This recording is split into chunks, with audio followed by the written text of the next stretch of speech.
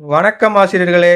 இன்னைக்கு நம்ம இந்த வீடியோவில் என்ன பார்க்க போகிறோம்னா, ஸ்பெஷல் டெட்டில் தமிழில் 6 மார்க் கண்டிப்பாக எடுக்கிற மாதிரி டாபிக் தான் பார்க்க போகிறோம்.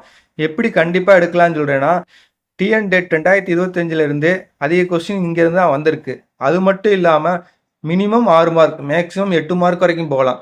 அதனால் இந்த வீடியோவை கவனமாக கவனிங்க. அது மட்டும் இல்லாமல் ஒரு நோட் எடுத்து எழுதி வச்சுக்கோங்க. அப்புறம் ரொம்ப யூஸ்ஃபுல்லாக இருக்கும். ஃபஸ்ட்டு பேரச்சத்தை எப்படி கண்டுபிடிப்போம்னு பார்ப்போம். பேரச்சத்துக்கு 2 சவுண்ட் இருக்குது. ஒன்று வந்து ஆ, இன்னொன்று வந்து இப்போ அழகிய ஆண் முடியுதா, அப்போ அது பேரச்ச சொல்லுதான். அப்போ பேசும் உம்முன்னு முடியுதா, அப்போ அதுவும் பேரச்ச சொல்லுதான். அப்போ இப்போ வந்து நம்ம என்ன பேரச்சம் எப்படி கண்டுபிடிக்கலான்னு பார்த்தாச்சு. என்னென்ன சவுண்டு? ஒன்று ஆ, இன்னொன்று வாங்க அடுத்த டாபிக் போவோம். அடுத்த தலைப்பு என்னன்னா வினையச்சம். வினையச்சம் எப்படி கண்டுபிடிக்கணும்னா, சவுண்டு எப்படி முடியும்னா ஒன்று இல்லைன்னா இந்த மாதிரி சவுண்டு முடியணும். அப்படி சவுண்டு முடிஞ்சால் அது வினையச்சம் தான். எப்படின்னு பார்ப்போம். வந்து ஊன்னு முடியுதா, அப்போ அது வினையச்சம். தேடி ஈன்னு முடியுதா, அப்போ அதுவும் வினையச்சம். வினையச்சம் எப்படி கண்டுபிடிக்கணும்? சவுண்டு இல்லைன்னா சவுண்டு. பேரச்சம் எப்படி கண்டுபிடிப்போம்? ஆ சவுண்டு இல்லைன்னா சவுண்டு. இது ரெண்டே மனப்பாடம் பண்ணி வச்சுக்கோங்க. நோட்லேயும் எழுதி வச்சுக்கோங்க. வாங்க அடுத்த டாபிக் போவோம். அடுத்த டாபிக் என்னன்னா வியங்கோல் வினைமுற்று. இதை எப்படி கண்டுபிடிக்கலாம்னா, கான்னு சவுண்டில் முடியும் கடைசியா. இயர் அது மாதிரியும் முடியும். அதிகபட்சமாக காலை தான் முடியும். வளர்க கான் முடியுதா, அப்போ அது என்னன்னா வியங்கோல் வினைமுற்று. இப்போ 3 இது பார்த்தாச்சு. முதல் இது என்ன பார்த்தோம்? பேரெச்சம். ரெண்டாவது வினையச்சம். மூன்றாவது என்ன? வியங்கோல் வினைமுற்று. வாங்க அடுத்த 4வது டாபிக் பார்ப்போம். அடுத்த தலைப்பு வந்து தொழில்பெயர். தொழில்பெயர் எப்படி கண்டுபிடிக்கலாம்னா, தல் அல் அது மாதிரி முடியணும். தல்லுன்னு முடிஞ்சா முளைத்தல் அப்படின்னு வந்தால் அது தொழிற்பெயர். இது மாதிரி தான் கண்டுபிடிக்கணும். மொத்தம் 4 பார்த்தாச்சு. என்னென்ன பார்த்துருக்கோம்? பேரச்சம் பார்த்தாச்சு, வினையச்சம் பார்த்தாச்சு, வியங்கோல் வினைமுற்று பார்த்தாச்சு, தொழிற்பெயர் பார்த்தாச்சு. வாங்க இதுக்கான ஒரு டெஸ்ட் எழுதுவோம். இப்போ இந்த கொஸ்டினில் பொறுத்துக்க மாதிரி கொடுத்துருக்காங்க. வெம்பி. வெம்பி என்ன சவுண்டில் முடியுது? சவுண்டில் முடியுது. சவுண்டில் முடிஞ்சா என்னது? வினையச்சம். வினையச்சம் என்னென்ன சவுண்டு? என்னது? வினையச்சம். அப்புறம் என்ன பார்த்துருக்கோம்? தேர்ந்த ஆல முடியுதா? ஆல முடிஞ்சா என்னது? பெயரச்சம். ஆடுக ஹால முடிஞ்சா வியங்கோல் வினைமுற்று. மலைத்தல். மலைத்தல்னா தல்ல முடியுது, அப்பனா தொழிற்பெயர். இப்போ இது வரைக்கும் உங்களுக்கு கரெக்டாக நீங்களே சொல்லியிருந்தா 2 மார்க் உங்கள் கையில் கன்ஃபார்ம் 2 மார்க் எழுதி வச்சுக்கோங்க. இந்த ஸ்பெஷல் டேட்டில் நீங்கள் 2 மார்க் ஈஸியாக எடுத்துடலாம். வாங்க அடுத்த டாபிக் போவோம். அடுத்த டாபிக் வந்து வினைத்தொகை. வினைத்தொகைனா என்னென்னா 3 காலங்களையும் குறிக்கணும். கடந்த காலம், நிகழ்காலம், எதிர்காலத்தையும். இப்போ வளர்தமிழ். வளர்தமிழ்னா எப்படி? வளர் ப்ளஸ் தமிழ். வளர்ந்த தமிழ், வளர்கின்ற தமிழ், வளரும் தமிழ். அது மாதிரி தான் இது ஆடுகொடி. ஆடுகொடினா ஆடு ப்ளஸ் கொடி. ஆடிய கொடி, ஆடுகின்ற கொடி, ஆடும் கொடி. இது மாதிரி 3 காலத்தையும் குறிச்சா அது என்னது? வினைத்தொகை. அடுத்த டாபிக் என்னன்னு பார்ப்போம். அடுத்த டாபிக் என்னன்னா பண்புத்தொகை. பண்புத்தொகைனா எப்படின்னா நிறம், வடிவம், சுவை, குணம் இது போன்ற பண்புகளை குறிக்கும் சொல். இடையில் பெயருக்கு இடையில் என்னன்னா சில சொற்கள் மறைந்து வருவதே நம் பண்புத்தொகைன்னு சொல்லுவோம். எப்படின்னா வெண்ணிலவு. வெண்ணிலவுல எப்படி வரும்? வெண்மை பிளஸ் ஆன பிளஸ் நிலவு. கருங்குவளை. கருமை பிளஸ் ஆகிய பிளஸ் குவளை. இதுல என்ன மறைஞ்சு வந்திருக்குன்னா ஆன ஆகிய. அதிகபட்சமா பண்புத்தொகையில் என்ன வரும்னா மை சேர்ந்த மாதிரி தான் வரும். ஆன ஆகிய சொற்கள் வெளிப்படையாகவே தெரியாமல் உள்ளே மறைந்து வந்தாலே அது என்னது? பண்புத்தொகை தான். என்னது? ஆன ஆகிய. ஓகேயா? பண்புத்தொகைனா என்னன்னு பார்த்தாச்சு. வாங்க அடுத்த டாபிக் பார்ப்போம். அடுத்து என்னன்னா உவமை தொகை. உவமை தொகை எப்படின்னா ஒரு பொருளை மற்றொரு பொருளை ஒப்பிட்டு கூறும்போது அந்த ஒப்பிட்டு சொல் உவாம உறுப்பா மறைந்து வருவதை உவமை தொகை என்கிறோம். எப்படின்னா மலர் விழி. மலர் பிளஸ் விழி அது எப்படி மாறும்? மலர் போன்ற விழி என்று பொருள் தரும். இது மாதிரி உவாம உறுப்பு மறைந்து வந்தால் அது உவமை தொகையாகும்.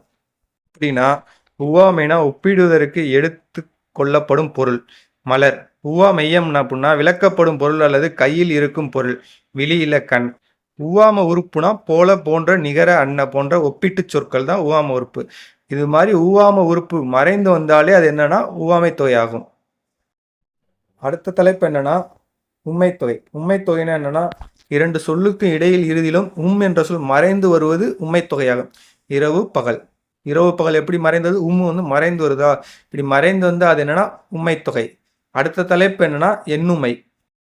இப்ப எண்ணுமைனா ஒன்றுக்கு மேற்பட்ட சொற்களில் என்ற சொல் வெளிப்படையாகி வரும். எண்ணுமை என்னப்படும். இரவும் பகலும் இது மாதிரி வெளிப்படையாக வருதா? இப்படி வெளிப்படையாக வந்தாலே அது எண்ணுமை ஆகும். இப்போ நம்ம என்னென்ன பார்த்துருக்கோம்? வினைத்தொகை பார்த்தாச்சு, பண்புத்தொகை பார்த்தாச்சு, உவமை தொகை பார்த்தாச்சு, உண்மை தொகை பார்த்தாச்சு, எண்ணுமை பார்த்தாச்சு. இது மாதிரி 5 தலைப்பு பார்த்துருக்கோம். இதுக்கான தேர்வு எழுதுவோம் வாங்க. கொஸ்டின் எப்போவுமே நேரடியாக வராது, மறைமுகமாக தான் வரும். இப்போ இந்த கொஸ்டினில் எப்படி மறைமுகமாக வந்திருக்குன்னு பார்ப்போமா?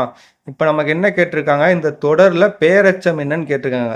ஃபர்ஸ்ட் நம்ம பெயரெச்சம் எப்படி கண்டுபிடிக்கணும்னு தெரியணும். நமக்கு எப்படி தெரியும் பெயரெச்சம் எப்படி கண்டுபிடிக்கலான்னு? ஒன்று வந்து ஆள முடியணும், இல்லை உம்முன முடியணும். இது ரெண்டில் முடிஞ்சானது பெயரெச்சம். அது இப்போ இந்த வார்த்தையை வாட்சி பாருங்களேன். உண்டு, இறந்து, வளர்ந்த, இடந்தனில். இப்போ உண்டுனா ஊழ முடியுது. ஊழ முடிஞ்சால் நம்ம என்னன்னு படிச்சிருக்கோம்? வினைத்தொகைன்னு படிச்சிருக்கோம்.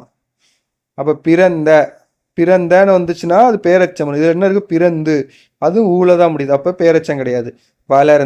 வளர்ந்ததான் என்னது? ஆள முடியுது. அப்போ பேரச்சம் என்னது? வளர்ந்த. இப்போ இதுக்கான ஆன்சர் என்ன? வளர்ந்த. வாங்க அடுத்த கேள்விக்கு போவோம். இந்த மாதிரி தான் கொஸ்டின் கொஞ்சம் சுற்றி வர்ற மாதிரி இருக்கும். ஆனால் ஈஸியாக நீங்கள் புரிஞ்சு படிச்சீங்கன்னா ஈஸியாக பாஸ் ஆகிடலாம். அடுத்த கொஸ்டினை பாருங்களேன். ஆடுக செங்கீரை என்னும் தொடரில் ஆடுக என்னும் சொல்லின் இலக்கண குறிப்பு என்னன்னு கேட்டிருக்காங்க. நம்ம பார்த்தனே தெரிஞ்சு நமக்கு வியங்கோல் வினைமுற்று. எப்படின்னா ஹேனு முடியுதா? ஹேனு முடிஞ்சாலும் என்னது? அது வியங்கோல் வினைமுற்று. வாங்க அடுத்த கேள்விக்கு போவோம். நமக்கு இதை பார்த்தோன்னே நமக்கு தெரிஞ்சிருக்கேன். பேரச்ச விகுதினா என்னது? ஆளே உம்முலே முடிகிறது தான். அதனால் ஈஸியாக நம்ம டிக் பண்ணிடலாம். ஆ உம்முன்னு முடிஞ்சாலும் என்னது? பேரச்ச விகுதி. அடுத்த கேள்வி என்னன்னு பார்ப்போம். கொஸ்டினை பாருங்களேன், கொஞ்சம் ட்விஸ்ட் பண்ணி கொடுத்துருப்பாங்க. வியங்கோல் வினைமுற்று சொற்களை அமையுமாறு பாடலடி போய் பொறுத்துக. வியங்கோல் வினைமுற்றுனால் நமக்கு என்னன்னு தெரியும்? காலன் முடியும். இப்போ ஆக்குவது ஏதனின் அறத்தை ஆக்குக, போக்குவது ஏதனின் வெகுளி போக்குக. என்ன ஆன்சர்? அப்போ டி தான் ஆன்சர். ஆக்குக, போக்குக. இப்போ அடுத்த கொஸ்டினை பார்த்தீங்கன்னா, உருண்டு, தவழ்ந்து, நெளிந்து, பாயும் என்ற தொடரில் உள்ள வினையச்ச சொற்களை கண்டறிந்து எழுதுக. இப்போ வினையச்சனா நமக்கு ஈஸியாக நமக்கு தெரிஞ்ச ஊ சவுண்டு வருது. இதில் எது ஊ சவுண்டு வருது? உருண்டு ஊ, தவழ்ந்து ஊ, நெளிந்து ஊ, பாயும் இம். அது ஊ சவுண்டு கிடையாது. அப்போ எது ஊ சவுண்டு? 3 தான். உருண்டு, தவழ்ந்து, நெளிந்து. அப்போ பி தான் ஆன்சர் நமக்கு. வாங்க அடுத்ததுக்கு போவோம். இப்போ வரைக்கும் பார்த்த டாப்பிக்கை நீங்கள் நல்லா படித்தாலே போதும், 5 மார்க் ஈஸியாக எடுத்துடலாம். இதோட ஸ்கூல் புக்கில் இருக்கிற இலக்கண குறிப்பு அதோட ஃபுல்லாக கலெக்ட் பண்ணி நாங்கள் பிடிஎஃபாக க்ரியேட் பண்ணி வச்சுருக்கோம். அது வந்து நம்ம வாட்ஸ்அப் சேனலில் இருக்குது. நீங்கள் கிளிக் பண்ணி ஜாயின் பண்ணிக்கோ. ஜாயின் பண்ணி கூகுள் லிங்க்கில் இருக்கும், ட்ரைவ் லிங்க்கில். அதை கிளிக் பண்ணி டவுன்லோட் பண்ணிக்கோங்க. அது மட்டும் இல்லாமல் நம்ம வெப்சைட்டில் வந்து டிஎன்பிசி சம்மந்தமான சிலபஸ் வைசஸ் கொஸ்டின் இருக்குது. இது எந்த அளவுக்கு யூஸ்ஃபுல்லாக இருக்குன்னா, டிஎன்பிசி குரூப் 4ல் வந்து 70% மேலே மார்க் எடுத்துலாம். இதை நீங்கள் ஃபுல்லாக அட்டன் பண்ணாலே. அது மட்டும் இல்லாமல் அவுட் சோர்ஸும் நாங்கள் ப்ரொவைட் பண்ணுவோம். அதை நீங்கள் அட்டன் பண்ணால் கிளியர் பண்ணிடலாம் இந்த வட்ட எக்ஸாமை. அதுவும் ஈஸியான முறையெல்லாம் சொல்லி தருவோம். உங்கள் ஃபேமிலி மெம்பர்ஸ், உங்களுக்கு தெரிஞ்சவங்க, ஃப்ரெண்ட்ஸு, ஸ்டூடெண்ட்ஸ் இவங்களுக்குலாம் ஷேர் பண்ணுங்கள். ரொம்ப யூஸ்ஃபுல்லாக இருக்கும். வாங்க அடுத்த டாபிக் போகலாம். டாபிக் என்னன்னா வேற்றுமை. வேற்றுமையில் முதலாம் வேற்றுமைக்கு வந்து உறுப்பு கிடையாது. பாவை வந்தால். இங்கு பாவை என்னும் எழுவாய் இயல்பாக நின்று பொழுது தருகிறது. இதுதான் முதல் வேற்றுமை. என்ன வேற்றுமை? எழுவாய் வேற்றுமை. வாங்க இரண்டாம் வேற்றுமைன்னா என்னன்னு பார்ப்போம். இரண்டாம் வேற்றுமையில் நீங்கள் மனப்பாடம் பண்ண வேண்டியது இந்த உறுப்பு என்ன உறுப்பு? ஐ உறுப்பு. எப்படின்னா கரிகாலன் கல்லணையை கட்டினான். செய்யப்படும் பொருள் வேற்றுமை இரண்டாம் வேற்றுமைங்கிறது. ஐ மறைந்து வருதா? கரிகாலன் கல்லணையை ஐ வருதா? அதனால் இது என்னது? இரண்டாம் வேற்றுமை தொகை. ஆக்கல், அழித்தல், அடைத்தல், நீத்தல், ஓத்தல், உடைமை ஆகிய 6 பொருட்களும் வரும் இதில் இரண்டாம் வேற்றுமையில். வாங்க மூணாம் வேற்றுமைனா என்னென்னு பார்ப்போம். மூன்றாம் வேற்றுமையில் என்ன உறுப்புகள் வரும்னா அல், அன், ஓடு, ஓடு. எடுத்துக்காட்டனா மரத்தால் சிலை செய்தான். என்ன வருது? அல்லு வருது. அல்லுன்னு வந்தால் என்னது? மூன்றாம் வேற்றுமை தொகை. அமைச்சரோடு அலுவலர்கள் சென்றனர். ஓடு என்ன வருது? ஓடு உறுப்பு வருது. அதனால் அது என்ன? மூன்றாம் வேற்றுமை தொகை. வாங்க நாலாம் வேற்றுமை தொகையை பற்றி பார்ப்போம். நாலாம் வேற்றுமை தொகைனா கூன்னு வருன்னு உறுப்பு என்னது? கூ. முல்லைக்கு தேர் கொடுத்தான். கூன்னு ஒரு பார்த்தீங்கன்னா கொடை பொருள். பகை, நட்பு, தகுதி, அதுவாதல் போன்ற பல பொருட்களில் வரும். இது நான்காம் வேற்றுமை. என்ன உறுப்பு? கூ உறுப்பு. வாங்க அஞ்சாம் வேற்றுமை பார்ப்போம். அஞ்சாம் வேற்றுமையோட உறுப்பு என்னன்னா இன்னு, இல்லு. தலையின் இழிந்த மயிர், நீங்கள் பொருள். இல் வருதா? இதில் வந்து ஒப்பு, எல்லை, எது ஆகிய பொருட்களில் வரும். ஐந்தாம் வேற்றுமை உறுப்புகள் என்ன? இன்னு, இல்லு. வாங்க ஆறாம் வேற்றுமை உறுப்பு பார்ப்போம். ஆறாம் வேற்றுமையோட உறுப்பு என்னது? அது ஆது, ஆ. ராமனது வில். உரிமை அல்லது கிழமை பொருள். என்ன உறுப்புகள்? அது ஆது, ஆ. வாங்க ஏழாம் வேற்றுமைனா என்னன்னு பார்ப்போம். ஏழாம் வேற்றுமைனா உறுப்புகள் என்னன்னா இடப்பொருள் கொடுக்கும். கண், மேல், கீழ், கால், இல், இடம் போன்றவை உண்டு. எடுத்துக்காட்டாக எங்கள் ஊரின் கண் மழை பெய்தது. இடத்தை குறிக்குதா அப்படின்னா 7ஆம் வேற்றுமை போகும். வாங்க 8ஆம் வேற்றுமைனா என்னன்னு பார்ப்போம். விழி வேற்றுமை.